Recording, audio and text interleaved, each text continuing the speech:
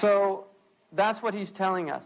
And then the other thing, another thing that he tells us is to have dhul. And dhalil is somebody who is, lowly, abject, humbled, dhalil. Like dhilla, dhul wal hawan in the Quran, it mentions about people that incur the anger of Allah get this dhul thrust upon them. What he's saying is have this before Allah. Be dhalil. A dhalil is like a slave that's afraid to do anything in the presence of his master. There's a type of humble. And so that's what his definition of adab is, having these two things. And then he says, munkasiran tahta al-haya wa khadi'a tahta al-mahabati ilayhi dari'a. Not only that, but being dejected out of shame. You're munkasir. Munkasir means broken, in kasara. So you're literally broken in the presence of Allah when you recognize that you're bringing to Allah yourself and your wrong actions. And it's what they say, it's not much to write home about. Right? In other words, when you really think about all Allah has given you, and then you think about what you've given to Allah, you feel this inkisar, munkasiran tahta al-haya, out of shame, khadi'an. And also, khada'a means to be humbled before Allah in awe, tahta al-mahabati ilayhi dari'a, and imploring Him to change your state.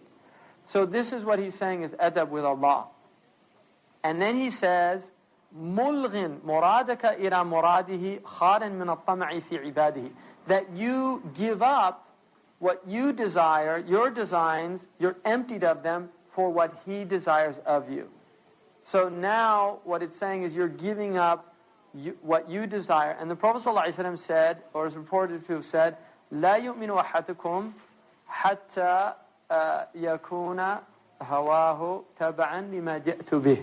None of you truly believes until his desires are in accordance with the very thing that I've brought. In other words, your murad is the murad of what the Prophet brought, and what the Prophet ﷺ brought is what Allah wants from us.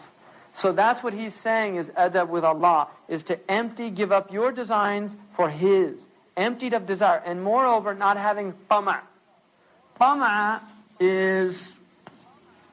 Tama'un is greed, avarice, desire, right? Always wanting something out of something. Every time you do something, there's an ulterior motive. That's a tama' is somebody who's always got, he wants something out of it. What's in it for me? That's always his root. And he's saying get rid of that concerning His servants. In other words, don't want anything from His servants. Want something from Allah, because Allah is the one that possesses everything. So this is what he's saying. This is how he begins, by giving us a definition of adab. And ultimately, and then he says, مُبَادِرًا لِأَمْرِهِ وَمِنْ دَخَلْ. Dakhalun in Arabic is a hidden fault. It's a aib inside you that nobody sees. And he's saying, مُبَادِرًا لِأَمْرِهِ, quickly go to what He's commanded you to do, and beware of this isa'at al-adab, this hidden fault of bad adab with Allah, having bad courtesy with Allah. And it's very subtle, because there's a hadith that says, إِنَّ أَحَدُكُمْ لَا يَتَكَلَّمُ بِكَلِمَةٍ لَا يُلْقِي لَهَا بَالًا وَتَجُرُّهُ سَبْعِينَ خَرِيفٍ فِي النَّارِ. One of you will say a word, and he gives it no consideration at all, and it will take him 70 years into the hellfire. So the point is that adab it's a subtle thing, and loss of adab. And this is why one of the things that you learn in diplomatic circles is there's something called protocol. And very common amongst people who get into circles that they really don't belong in is they make breaches of protocol and they don't even know it. And everybody else is totally aware of it. Now this is exaggerated in a genteel society where all the forks, there's like for every, and it's obviously an object of comedy in a lot of films, where somebody will not know which fork or knife to use with the salad, and he's making a fool of himself. It's a breach of adab, right? And sometimes you're aware of it, but other times you're not, right?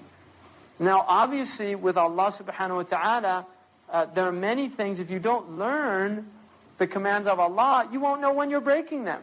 If you don't know what a stop sign is, you just pass through it. You know, somebody says, didn't you see that what? The stop sign. Oh, that red thing?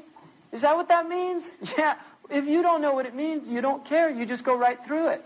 Right? But the problem is, accidents happen that way. And with Allah, bad things happen. When you breach adab with Allah, bad things happen. You bring harm on yourself. This is why he's saying, fi ayyi wajh, this should be a serious fear of yours to have. And I was once in Mauritania, and I was with this Shaykh, and we saw this mouse, and it was coming out of this hole, and it would come out, and if it just heard one sound, it would stop and shoot back into the hole. And he said, that's taqwa. You know, that is taqwa. It's you're worried about getting eaten alive by your own mistakes, right? So you have this kind of wajal, or this fear of Allah. Now ultimately, it turns into love. I mean, that's the highest maqam, and he'll get into that later. So our fear is not like, Allah's this horrible.